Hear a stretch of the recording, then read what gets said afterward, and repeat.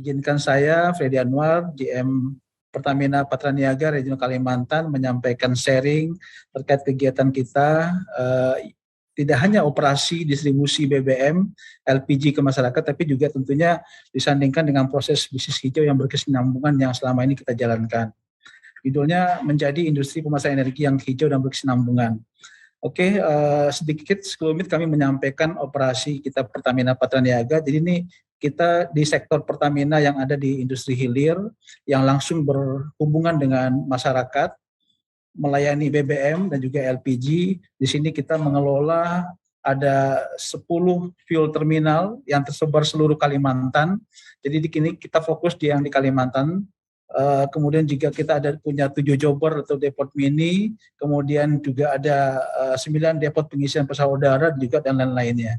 Kapasitas tangki yang kita kelola lebih kurang 700.000 KL, yang ini seluruhnya fokus untuk melayani masyarakat yang ada di Kalimantan, baik yang untuk di perkotaan maupun yang di pedesaan. Di samping itu juga selain BBM kita juga fokus di LPG yang merupakan kebutuhan hidup masyarakat, kebutuhan dasar. Kita mengelola lebih kurang 50.600 metrik ton tersebar dari mulai Kalimantan Timur, Utara, Tengah, Selatan, dan juga Kalimantan Barat. Untuk itu juga kita ditopang oleh operasi dengan menggunakan ada 700 mobil tangki, 42 kapal, 1 pesawat.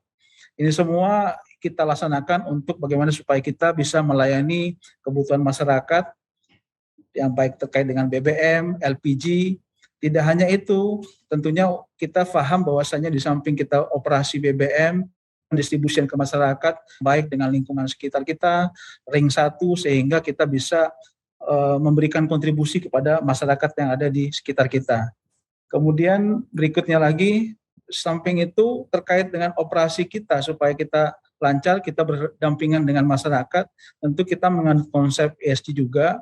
Ini merupakan konsep yang memang kita adopt dari holding. Kita saat ini Pertamina ada lebih kurang 6 subholding ya, yang operasinya merupakan operasi bisnis murni. Ini kita menjalankan hal apa yang dijalankan oleh holding terkait dengan ESG, environmental, social, governance. Ini tiga kriteria yang memang selama ini kita gunakan, kita adopsi untuk menilai keberlanjutan dan juga kinerja perusahaan. 3 kuncinya adalah yang pertama tadi environment, bagaimana kita bisa mengurangi resiko lingkungan, kemudian mengatasi perubahan iklim, kita bagaimana melindungi keanekaragaman dan juga pengelolaan sampah dan ekonomi sirkular. Terus aspek sosial juga di sini bagaimana kita fokus untuk kesehatan dan keselamatan, keanekaragaman dan juga inklusi, serta perekrutan dan juga pengembangan dan retensi karyawan. Di sini juga ada inovasi penelitian, kemudian juga bagaimana kecelakaan, kita mencoba untuk mencegah kecelakaan besar dan juga keterlibatan komunitas dan dampak. Sementara untuk aspek governance, kepatuhan, di sini memegang peranan yang penting, bagaimana kita bekerja sesuai dengan etika perusahaan, kinerja keuangan yang sehat, keamanan cyber, dan juga transparansi, akuntansi, dan pelaporan. Nah, ini semua tentunya kita laksanakan untuk bagaimana kita bisa mewujudkan target Pertamina yang tadi yang saya sampaikan di awal, bagaimana kita menjaga ketahanan energi untuk Indonesia, bagaimana kita juga turut berperan serta dalam transisi energi di Indonesia, kemudian kita juga menjalankan beberapa proyek nasional ya, ada One Village, One Outlet, bagaimana kita mencoba untuk menerapkan 1 channel, 1 outlet, 1 pangkalan di setiap desa, kemudian juga kita masuk ke lokasi-lokasi yang paling dalam di wilayah Indonesia, sehingga ketersediaan BBM, energi bisa masuk. Ini semua kaitannya adalah bagaimana kita bisa menggunakan ESG dengan seoptimal mungkin. Kita yakin dan percaya Bapak Ibu sekalian bahwasanya dengan ESG ini tentu bisa membantu untuk mengakses permodalan yang diperlukan. Kita paham Pertamina adalah perusahaan dengan padat modal, kita butuh itu dana. Nah, dengan ESG ini kita yakin tentunya ini mempermudah akses permodalan yang digunakan oleh perusahaan. Bagaimana ESG? Ya tadi ESG-nya bertambah nilai baik, kemudian permodalan, pembiayaan menjadi lebih rendah, investasi lebih efisien, dan juga tentunya akan mendapatkan keuntungan yang lebih baik. Ujung-ujungnya adalah kesejahteraan karyawan yang lebih baik. Itu yang terkait dengan ESG. Nah, kemudian di sini 6 kunci fungsi spesifik ESG yang diperlukan untuk mempercepat transformasi di lingkungan Pertamina. Yang pertama tadi ada target dan penetapan tujuan perusahaan, bagaimana kita untuk menetapkan jangka pendek, jangka panjang. Kemudian yang berikutnya pengembangan strategi, tentunya ini gunakan pendekatan yang strategi menyeluruh dalam perusahaan untuk mencapai tujuan, baik jangka pendek maupun jangka panjang. Di samping itu juga ada manajemen program, pelaporan dan pemeringkatan, inovasi ESG, dan juga selanjutnya sampai komunikasi dua arah. Ini saya pikir 6 kata kunci di fungsi ESG ini. Nah, kemudian bagaimana selanjutnya terkait dengan pemberdayaan energi yang berkelanjutan di Pertamina. Ini bisa kita sampaikan bahwasanya tentunya ini saling berseiringan, saling saling menopang, ada ESG dan juga SDGs. Ini merupakan hal-hal konsep yang memang kita adopsi di Pertamina. Pertama terkait ESG Pertamina objektif ya. Objektifnya tentunya dengan ESG lingkungan sosial, tata kelola, terminologi bahasa Indonesia tentunya ini merupakan metode praktis suatu perusahaan untuk mengukur tingkat keberlanjutan atau dampak sosial di investasi di perusahaan ini. Kemudian yang SD sama aja, ini saya pikir ini satu hal yang saling terkait satu sama lainnya. Kemudian terkait dengan standar etika dan kepatuhan, Bapak Ibu yang kami hormati, di sini tentunya ini sesuai dengan visi misi target dari Pertamina Patraniaga sebagai salah satu subholding yang ada di Pertamina.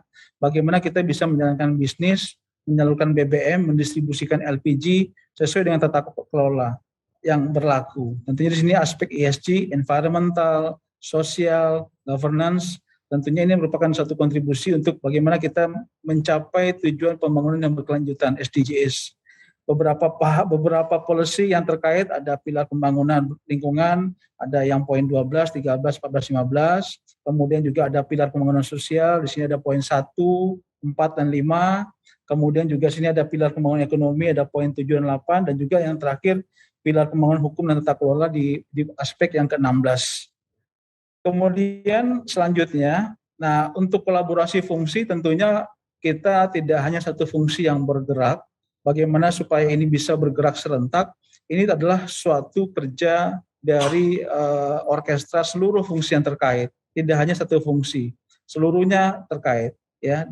Tapi di antara seluruh yang terkait di sini, kita melihat ada beberapa fungsi yang memang menjadi leading sektornya. Yang pertama ada dari HSE, ini hal yang sangat vital ya, health, safety, environment, saya pikir ini merupakan hal yang utama, fungsi yang utama untuk melihat kegiatan ini. Kemudian juga ada human capital pasti, karena ini melibatkan seluruh sumber daya yang ada di Pertamina, tentunya ini adalah yang vital. Dan yang paling penting lagi ada fungsi dari komunikasi, relations, CSR, ini yang menjadi juga lead sektor bagaimana supaya kegiatan ESG, SDGs yang di Pertamina bisa berjalan dengan berkelanjutan. Tetapi dari 3 leading sektor ini merupakan suatu kesatuan untuk menggerakkan seluruh fungsi-fungsi yang ada di kita, sehingga di samping kita bagaimana bisa beroperasi dengan lancar, aman, tentunya juga kita bisa berdampingan dengan kegiatan masyarakat. Kemudian berikutnya lagi untuk pengelolaan lingkungan dan inovasi, tentu saya pikir sama dengan yang diterapkan oleh perusahaan-perusahaan sebelumnya. Kita di sini mempunyai kebijakan QHSSE ya.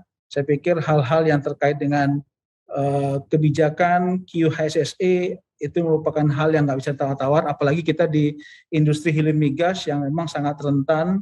Tentunya safety menjadi hal yang utama, safety first, safety minded merupakan hal yang paling basic harus ada kita laksanakan. Jadi kita mengadopsi kegiatan-kegiatan yang terkait dengan golden rules ya, bagaimana kita patuh, intervensi, peduli, kemudian Pertamina Life Saving Rules itu merupakan hal yang mau nggak mau harus dijalankan oleh seluruh insan pekerja Pertamina. Kemudian juga di samping ada kebijakan QHSSE, kita juga melaksanakan kegiatan-kegiatan yang terkait dengan Continuous Improvement Program. Ya, saya pikir ini merupakan program yang memang harus kita jalankan bagaimana supaya bisa menciptakan perusahaan yang efektif dan efisien. Untuk itu semua ini kita jalankan secara berketerusan. Untuk itu selama 2021 kemarin kita sudah ikut berbagai ajang, ada beberapa penghargaan yang kita dapatkan, ada 14 yang kategori gold, kemudian ada juga 20 yang silver, 8 bronze, dan juga 18 yang partisipan. Ini semua merupakan perwujudan bagaimana seluruh insan yang di Pertamina Regional Kalimantan ikut berperan serta aktif untuk bagaimana supaya menciptakan kerja yang efektif dan efisien.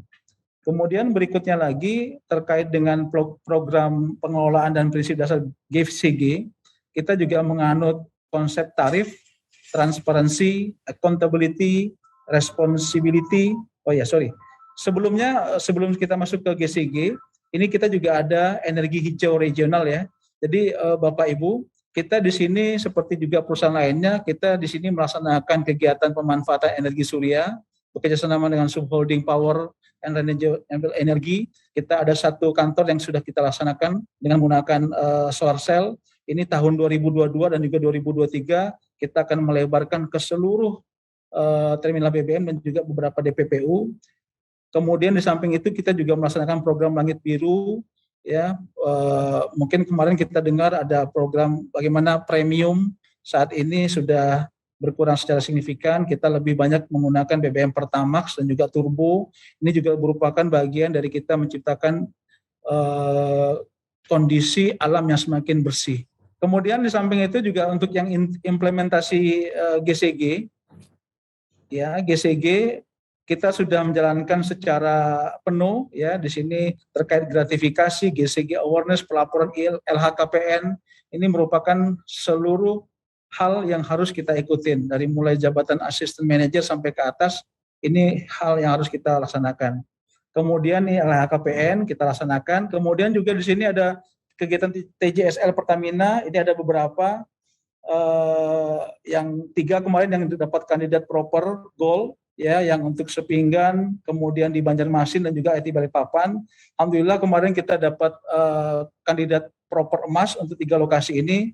Ada kegiatan Pertamina Better yang tadi yang dibilang sampah ya, kegiatan 4S, jadi ada kegiatan yang sedekah pakai sampah, bayar pakai sampah, sehat pakai sampah, pintar pakai sampah. Ini seluruh kegiatan yang memang kita bagaimana memberdayakan masyarakat, sehingga kemarin salah satu unit kerja kita inilah yang dapat dari calon proper gold kemarin dapat sampai menjadi gold.